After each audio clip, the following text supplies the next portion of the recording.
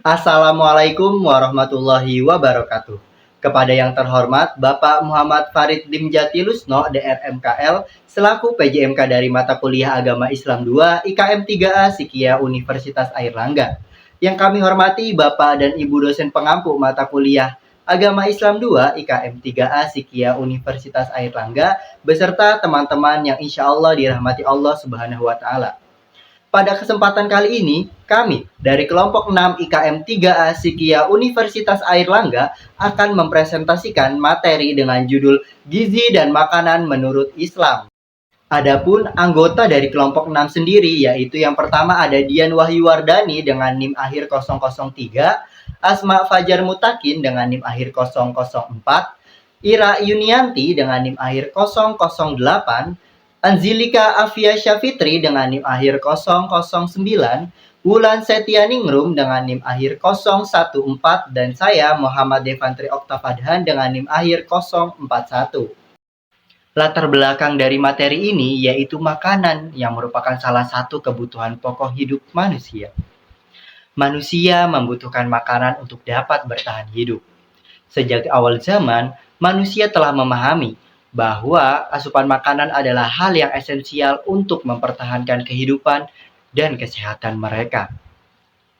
Menurut Kementerian Kesehatan, gizi adalah suatu proses organisme menggunakan makanan yang dikonsumsi secara normal melalui proses digestif, absorpsi, transportasi, penyimpanan, metabolisme dan pengeluaran zat-zat yang tidak digunakan untuk mempertahankan kehidupan, pertumbuhan, dan fungsi normal dari organ-organ, serta menghasilkan energi. Makanan dan gizi merupakan satu kesatuan yang dibutuhkan manusia untuk menjaga keberlangsungan hidupnya. Namun, makanan pun juga tetap harus diperhatikan apakah bernilai gizi yang optimal atau tidak. Makanan yang dikonsumsi oleh manusia haruslah mengandung berbagai macam kandungan gizi yang dapat menunjang proses metabolisme dalam tubuh manusia. Selain itu, derajat kesehatan masyarakat dapat secara optimal meningkat dengan adanya penyelenggaraan makanan yang higienis dan halal. Sebab hal ini memenuhi kriteria makanan yang baik dan sehat dalam perspektif Islam serta kesehatan. Islam sendiri telah mengatur dengan sedemikian rupa baik dalam Al-Quran dan hadis mengenai makanan. Islam dan kesehatan berjalan bersama-sama dalam menjaga keberlangsungan hidup manusia melalui makanan yang sehat, lagi halal dan thayyib. Sehingga pada makalah ini akan dijelaskan lebih jauh mengenai pandangan Islam mengenai makanan dan gizi.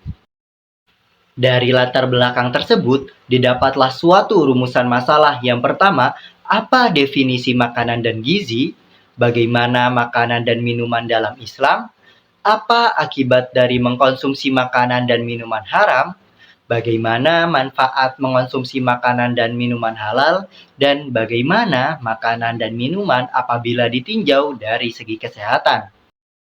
Adapun tujuan dari adanya penulisan makalah ini yaitu yang pertama, mengetahui definisi makanan dan gizi, yang kedua mengetahui makanan dan minuman dalam Islam, yang ketiga mengetahui akibat dari mengonsumsi makanan dan minuman haram, yang keempat mengetahui manfaat mengonsumsi makanan dan minuman halal, dan yang terakhir mengidentifikasi makanan dan minuman dari segi kesehatan. Selanjutnya, pengertian makanan. Dalam bahasa Arab, makanan berasal dari kata al-da'am dan jamaknya al-atimah yang artinya makan makanan. Sedangkan pengertian makanan menurut istilah adalah apa saja yang dimakan oleh manusia dan disantap, baik berupa barang, pangan, maupun yang lainnya. Pengertian makanan menurut Departemen Kesehatan yang dikutip dari buku Sanitasi Makanan pada Institusi Tenaga Kerja adalah semua bahan makanan baik dalam bentuk alami maupun dalam bentuk buatan yang dimakan manusia, kecuali air dan obat-obatan. Makanan merupakan sumber protein yang berguna bagi manusia. Yang berasal dari hewan disebut protein hewani, dan berasal dari tumbuh-tumbuhan disebut protein nabati. Semuanya merupakan karunia Allah kepada manusia. Makanan yang dikonsumsi hendaknya memenuhi kriteria bahwa makanan tersebut layak untuk dimakan dan tidak menimbulkan penyakit. Di antaranya, 1. Berada dalam derajat kematangan yang dikehendaki. 2. Bebas dari pencemaran di setiap tahap produksi dan penanganan selanjutnya. 3. Bebas dari perubahan fisik, kimia, dan yang tidak dikehendaki. 4. Bebas dari mikroorganisme dan parasit yang menimbulkan penyakit yang dihantarkan oleh makanan atau foodborne illness. Selanjutnya, pengertian gizi. Secara harfiah, gizi berasal dari bahasa Arab gizza yang berarti makanan, sehingga dapat didefinisikan bahwa ilmu gizi merupakan ilmu yang mempelajari segala sesuatu tentang makanan dalam kaitannya dengan kesehatan yang optimal. Gizi adalah sesuatu proses organisme menggunakan makanan yang dikonsumsi secara normal melalui proses digesti, absorpsi, transportasi, penyimpanan, metabolisme, dan pengeluaran zat-zat yang tidak digunakan untuk mempertahankan kehidupan, pertumbuhan dan fungsi normal dari organ-organ, serta menghasilkan energi. Dalam ilmu gizi, terdapat istilah AKG atau angka kecukupan gizi. AKG merupakan suatu nilai yang menunjukkan kebutuhan rata-rata zat gizi tertentu yang harus dipenuhi setiap hari. Jika kekurangan atau kelebihan nutrisi, maka akan menyebabkan malnutrisi. Sebagaimana Islam telah menganjurkan manusia untuk mengonsumsi makanan dan minuman dengan tidak berlebih-lebihan dan tidak juga terlalu kikir, sehingga hanya mengkonsumsi dari berbagai makanan yang disediakan. Sebagaimana dalam firman Allah Subhanahu wa Ta'ala di Quran Surat Al-A'raf ayat 31. Nah, selanjutnya saya akan membahas mengenai makanan dalam Islam. Makanan dalam Islam dibedakan menjadi dua jenis, yaitu ada makanan yang halal dan juga makanan yang haram. Makanan yang halal ini sendiri harus memiliki dua sifat, yaitu sifat yang halal dan juga sifat yang thayyib.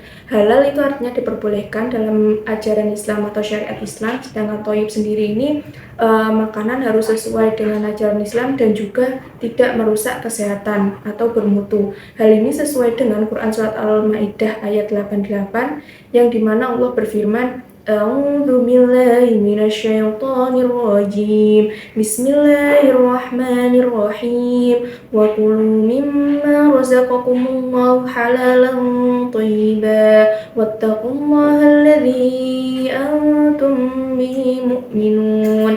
Yang memiliki arti, dan makanlah makanan yang halal lagi baik dari apa yang Allah rezekikan kepadamu, dan bertakwalah kepada Allah yang kamu beriman kepadanya. Nah, untuk makanan halal sendiri ini ada kategorinya. Kenapa makanan tersebut bisa dikatakan makanan yang halal? Nah, yang pertama ada halal secara zatnya. Halal secara zatnya ini memiliki arti bersih, suci dari najis, dan juga kotoran yang menjijikkan. Hal ini sesuai dengan firman Allah dalam surat Al-Baqarah ayat 172 sampai 173. A'udzu billahi minasyaitonir rajim. Bismillahirrahmanirrahim. Ya ayyuhalladzina amanu kulu min thayyibati ma razaqnahum wa ashkuru lillahi in kuntum iyyahu ta'budun. إنما حرم عليكم الميتة والدم ولحم الخنزير وما أهل به لغير الله فمن اضطر غير باغ ولا عاد فلا إثم عليه إن الله غفور رحيم. Yang memiliki arti, hai orang-orang yang beriman, makanlah di antara rezeki yang baik-baik yang kami berikan kepadamu, dan bersyukurlah kepada Allah jika benar-benar kepadanya kamu menyembah. Selanjutnya untuk ayat 173-nya, yaitu sesungguhnya Allah hanya mengharamkan kepadamu bangkai, darah, daging babi, dan hewan yang ketika disembelih tidak menyebut nama Allah Subhanahu wa Ta'ala. Tetapi barang siapa dalam keadaan terpaksa maka diperbolehkan untuk memakannya sedang dia tidak menginginkannya dan tidak pula melampaui batas, maka tidak ada dosa baginya. Sesungguhnya Allah Maha Pengampun lagi Maha Penyayang. Nah, untuk yang kedua yaitu halal secara memperolehnya. Apa sih maksudnya halal secara memperolehnya itu? Yaitu yang pertama, halal bisa menjadi haram bila cara memperolehnya dilakukan secara tidak sesuai syariat atau tidak dihalalkan dalam Islam dan bisa merugikan orang lain. Contohnya seperti korupsi, mencuri, dan lain halnya. Lalu yang ketiga ada halal secara memperolehnya, pengolahannya. Mohon maaf, saya ulang, halal secara pengolahannya. Nah, halal secara pengolahannya itu bagaimana sih? Makanan yang awalnya haram tetapi bisa menjadi haram jika pengolahannya salah. Salah satunya yaitu dapat menimbulkan makanan tersebut menjadi haram. Contohnya yaitu kue kering yang diolah menggunakan lemak babi atau bahan yang berasal dari babi. Nah, kue kering ini yang sifatnya halal akan menjadi haram karena bahan tersebut diolah dengan dicampuri lemak babi. Yang keempat ada halal secara prosesnya. Halal secara prosesnya ini berarti makanan tersebut diproduksi sesuai dengan syariat Islam. Misalnya daging sapi yang disembelih dengan cara yang sesuai dengan syariat Islam dan sesuai dengan Al-Quran maupun hadis. Yang kelima ada halal secara penyajiannya. Nah, halal secara penyajiannya ini disajikannya sesuai dengan Al-Quran dan juga hadis. Dengan penjelasannya yaitu yang pertama, tidak terdapat barang atau makanan yang dikira najis berdasarkan ketentuan dalam Al-Quran dan juga hadis. Yang kedua ada tidak menggabungkan makanan yang halal maupun dengan makanan yang kehalalannya belum jelas atau syubhat. Selanjutnya saya akan membahas mengenai makanan yang haram. Nah, makanan yang haram ini merupakan makanan yang tidak membawa berkah dan juga banyak mengandung kemudaratan. Sehingga Islam mencegah adanya kemudaratan dengan melarang makanan haram ini. Lalu ada beberapa pembagian hukum haram seperti halnya hukum halal tadi. Hukum haram juga ada pembagiannya. Ada dua. Yang pertama yaitu haram lizatihi. Nah, haram lizatihi ini merupakan makanan yang haram karena sifat zatnya, yang pada dasarnya sifat zatnya ini sudah dibahas dalam Al-Quran maupun hadis, seperti contohnya yaitu adanya daging babi, darah, binatang yang memiliki taring, dan sejenisnya. Nah, makanan yang haram ini sudah jelas-jelas diharamkan di dalam Al-Quran, jadi tidak bisa diganggu-gugat. Nah, untuk yang kedua yaitu ada haram ligoirihi. Haram ligoirihi ini merupakan makanan yang haram karena faktor eksternal atau faktor dari luar. Misalnya seperti melakukan pencurian ketika mendapatkan makanan tersebut, riba, dan lain hal jenisnya.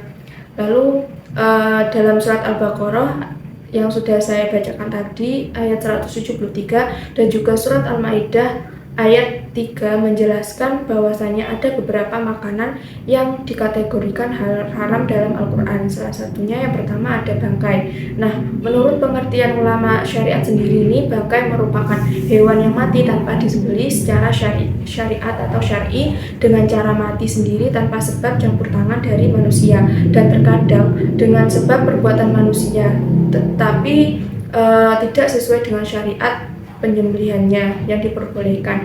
Nah, Rasulullah SAW sendiri bersabda, wa an Abi Waqid al-Laitsi radhiyallahu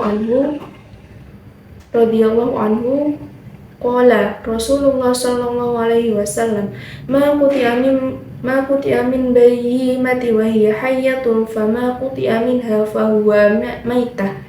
Nah, artinya yaitu dari Abu Waqid al-Laitsi radhiyallahu anhu mengatakan Rasulullah SAW bersabda, apa yang dipotong dari hewan atau binatang sedangkan ia dalam keadaan hidup, maka ia adalah bangkai.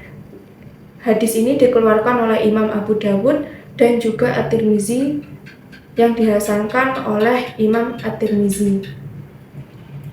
Nah, dalam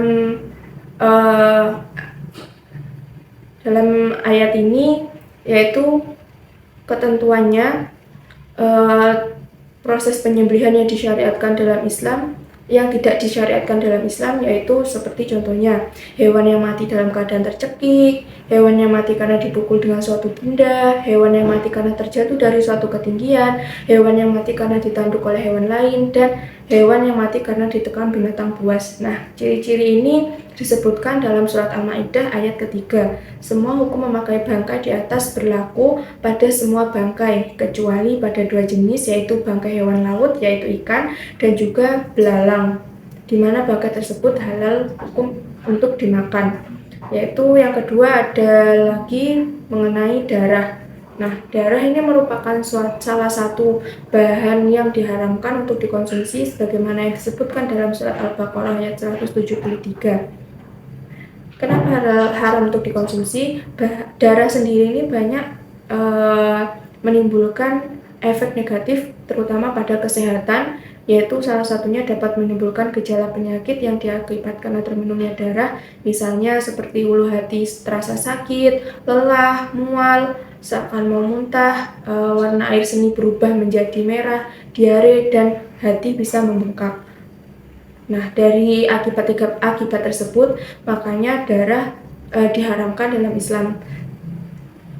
Maka seluruh darah dikategorikan haram kecuali hati dan limpa serta darah yang menempel pada daging hewan yang dibersihkan.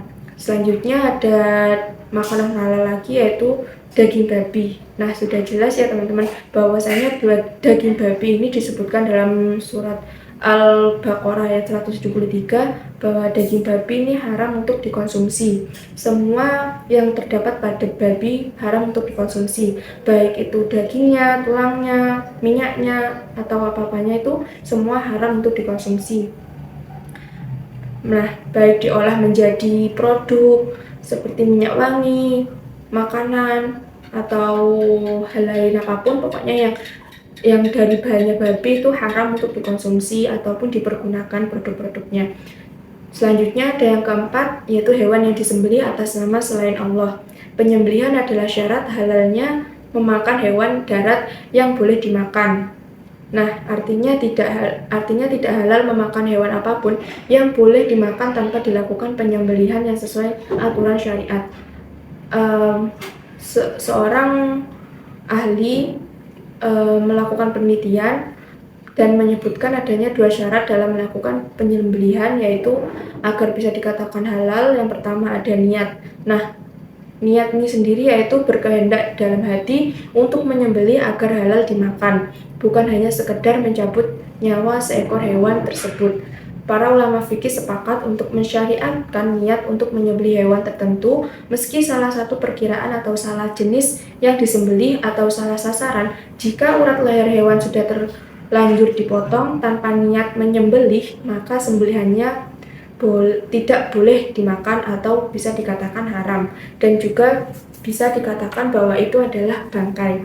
Selanjutnya yaitu membaca bismillah ketika proses penyembelihan.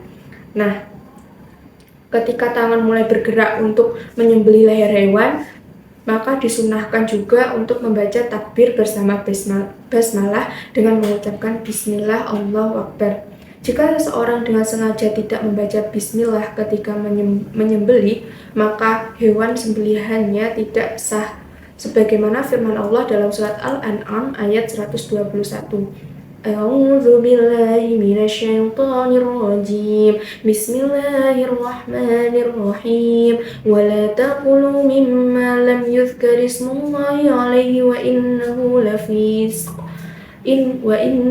lafisq. Wa inna syayatina layuhuna ila awliyaihim liyujadilukum wa in ata'tumuhum innakum lamusyrikun.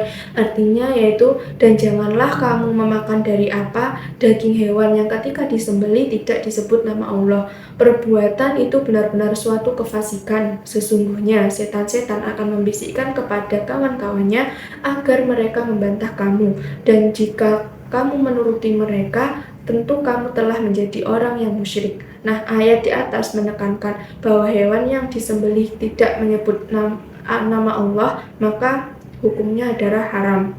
Nah, yang terakhir ada hewan yang disembelih untuk selain Allah.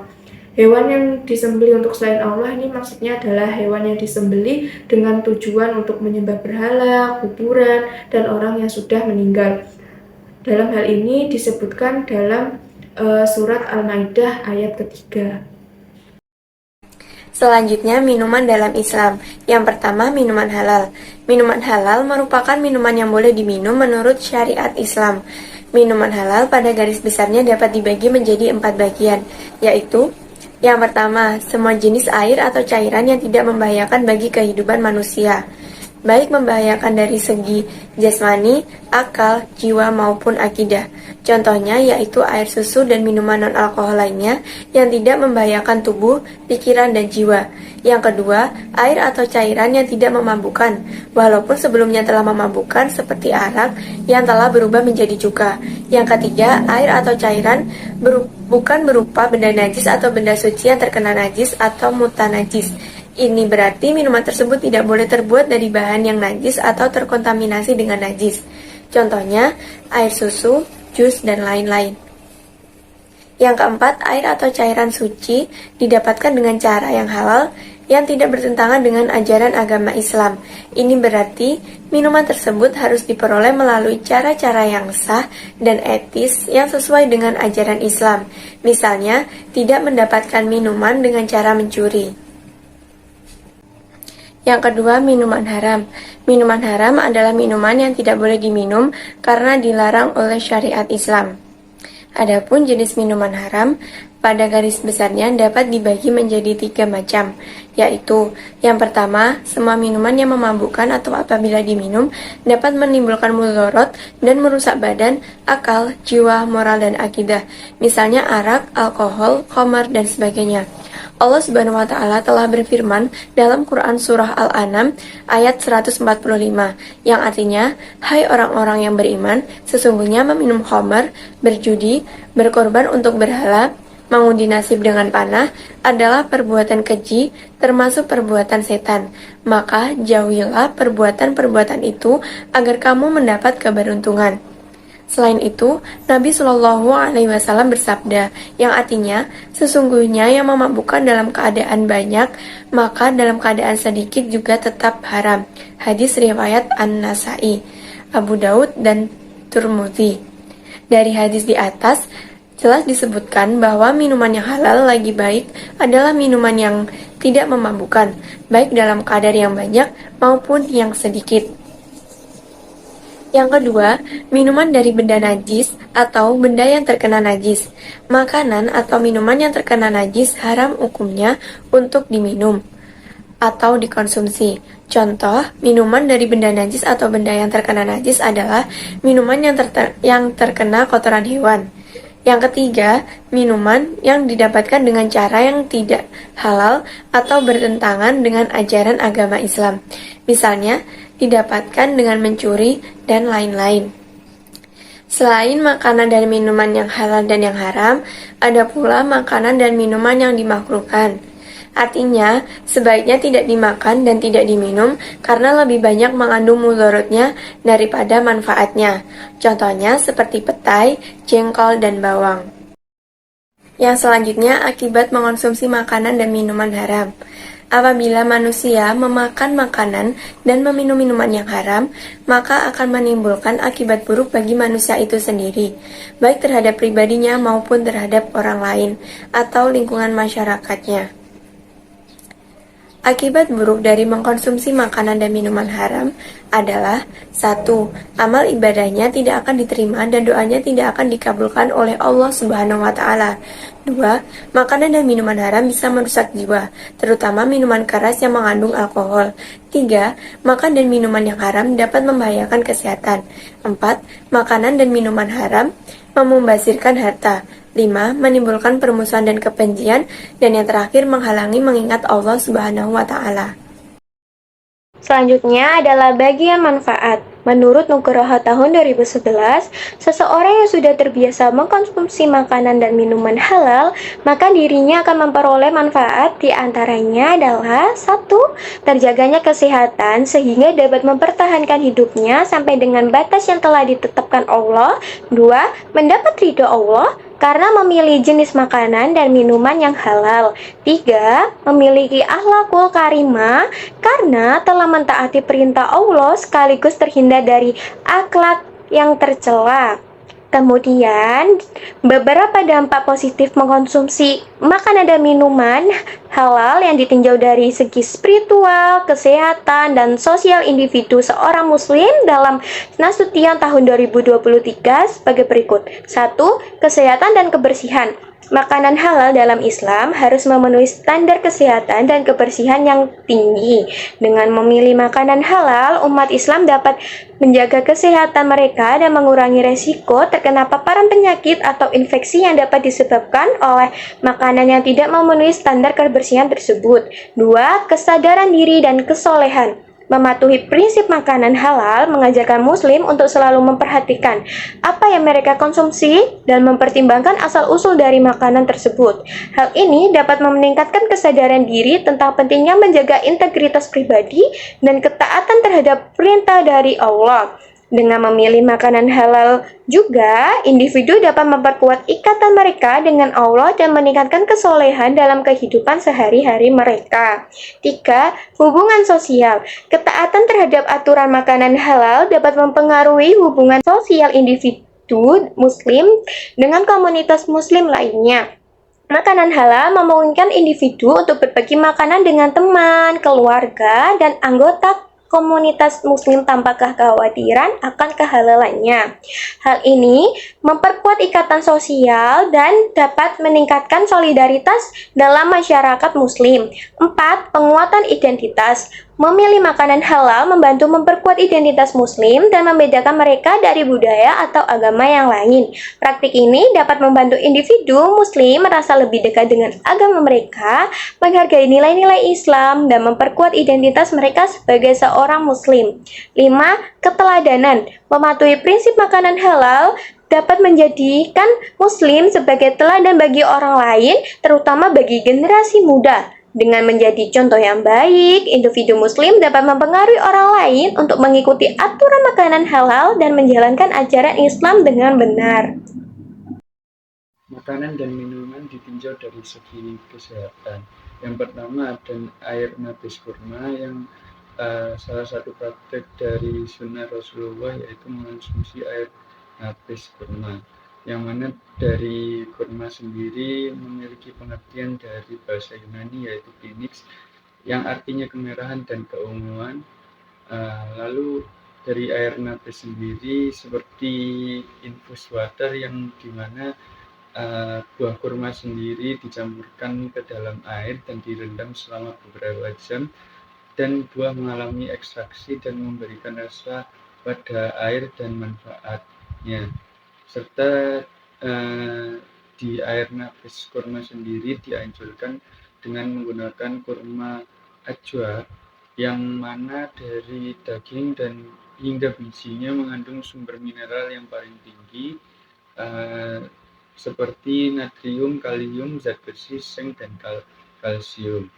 Dan dari kurma ajwa sendiri memiliki manfaat yaitu mengandung bioaktif yang signifikan, lalu mengurangi risiko penyakit, dapat mencegah penyakit seperti diabetes, obesitas, dan penyakit kardiovaskular, serta bermanfaat bagi ibu hamil dan menyusui. Lalu ada yang kedua, alkohol atau khamar, yang dimana memiliki pengertian dalam bahasa Arab yaitu menutupi atau menutupi akal. Dari khamar sendiri atau minuman beralkohol adalah minuman yang mengandung etanol yang diproses dari bahan hasil pertanian yang mengandung karbohidrat dengan cara fermentasi dan destilasi. Lalu dari minuman beralkohol sendiri memiliki dampak yang sangat buruk bagi kesehatan, yaitu jika dikonsumsi dalam jumlah banyak dan waktu lama dapat menimbulkan kerusakan pada hati, jantung, pankreas, lambung, dan otot. Lalu jika pemakaian kronis terjadi pergeseran hati atau radang pankreas dan radang lambung. serta terjadinya gangguan lemak pada liver dan dapat menimbulkan kerusakan jaringan otak hingga menimbulkan gangguan daya ingatan, kemampuan menilai, dan lain-lain. Lalu yang ketiga ada madu, yang mana dari madu sendiri memiliki karbohidrat jumlah yang tinggi dari hasil penelitian. Lalu dalam kandungan lainnya yaitu ada protein, asam amino, vitamin, mineral, dekstrin, pigmen tumbuhan, dan komponen aromatik. Lalu manfaatnya sendiri yaitu sebagai antibakteri, di mana dapat mencegah dari kuman penyebab sakit mah, diare, ulkus, lambung, disentri, demam tifoid, radang usus, dan korela. Lalu juga bisa meredakan proses radang akibat infeksi saluran pencernaan. Juga makanan bakteri yang baik karena dari madu sendiri memiliki prebiotik yang mana bakteri baik dalam usus besar dapat bermanfaat bagi kesehatan. Lalu adapun membantu pencernaan dari manusia, lalu ada gaya nutrisi yang mana yang sebelumnya saya sebutkan yaitu adanya vitamin, mineral, enzim, antioksidan, dan asam amino. Lalu juga dapat mencegah dan mengobati kanker. Lalu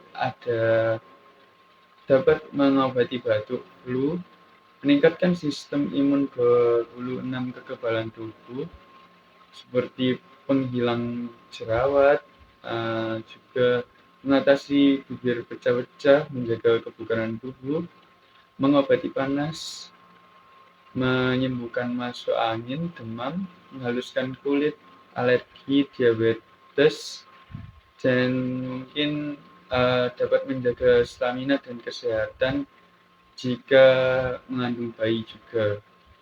Dan bisa meningkatkan nafsu makan, sakit kembung, dan kelelahan mungkin, dan juga bisa dapat mencegah penuaan. Kesimpulan dari materi ini yaitu secara etimologi, makan berarti memasukkan sesuatu melalui mulut, sedangkan makanan ialah segala sesuatu yang boleh dimakan. Dalam bahasa Arab, makanan berasal dari kata al-to'am dan jamaknya al-atimah yang artinya makan makanan. Secara harfiah, gizi berasal dari bahasa Arab yaitu giza yang berarti makanan, sehingga dapat didefinisikan bahwa ilmu gizi merupakan ilmu yang mempelajari segala sesuatu tentang makanan dalam kaitannya dengan kesehatan yang optimal. Dalam sudut pandang agama Islam, makanan dibedakan menjadi dua jenis, yaitu makanan halal dan makanan haram. Perintah makan di dalam kitab suci Al-Quran dalam berbagai konteks dan arti selalu menekankan kedua sifat, yaitu halal dan baik atau thayyib. Thayyib berasal dari bahasa Arab yang berarti baik.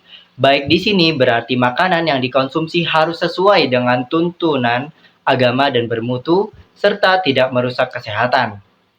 Adapun akibat buruk dari mengonsumsi makanan dan minuman haram yaitu yang pertama amal ibadah tidak akan diterima, doa yang dipanjatkan tidak akan dikabulkan, merusak jiwa, membahayakan kesehatan, memubazirkan harta, menimbulkan permusuhan dan kebencian, serta menghalangi dalam mengingat Allah Subhanahu wa Ta'ala. Seseorang yang terbiasa mengonsumsi makanan dan minuman yang halal, maka dirinya akan memperoleh manfaat.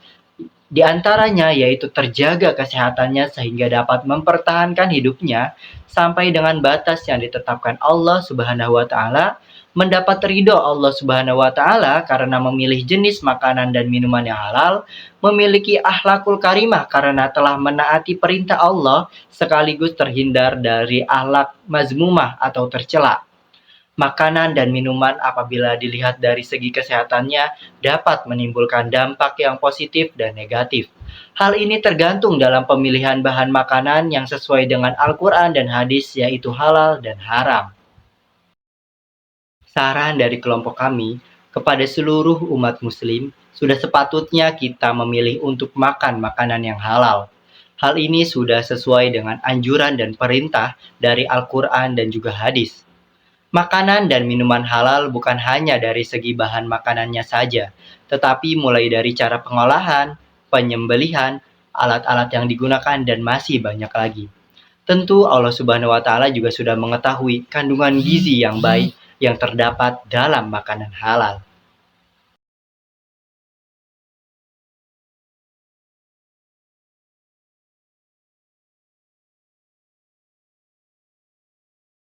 Cukup sekian presentasi dari kelompok kami. Mohon maaf apabila terdapat kesalahan selama presentasi berlangsung, karena sesungguhnya kesempurnaan hanya milik Allah Subhanahu wa Ta'ala dan kesalahan berasal dari kelompok kami pribadi. Terima kasih. Barakallahu fikum. Wassalamualaikum warahmatullahi wabarakatuh.